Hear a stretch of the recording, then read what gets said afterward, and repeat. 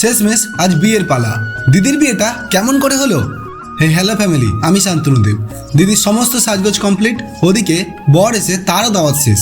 এখন বিয়ের পালা, তাই বিয়ে পড়ানোর জন্য মৌলা সাহেব এসে সমস্ত লেখালেখি করে বিয়ে পড়াতে বসলো। 10,001 টাকা দেড় মহরেও আছে।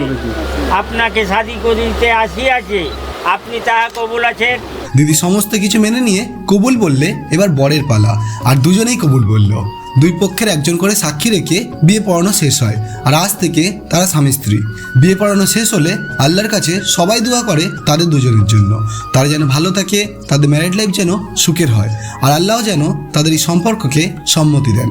বিয়ে পর্ব শেষ করে সবাই খুব আনন্দে, সবাই ব্যস্ত খাওয়া দাওয়া করতে, ফটো তুলতে, আর এখানে হচ্ছিল একটা রিলস শ্যুট।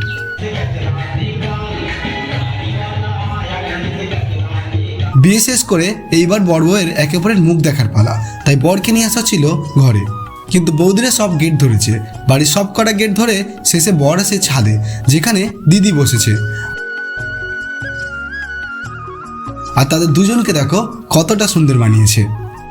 নতুন বর বউয়ের মুখ দেখার পর মিষ্টি মুখ করা হয়, তবে এবার বিদায় বেলা, যেটা সব থেকে কষ্টের। তো আজ আসি, দেখা হবে কাল, আর দেখা যাক দিদির বিদায় পর্বে কে কতটা কান্না করলো।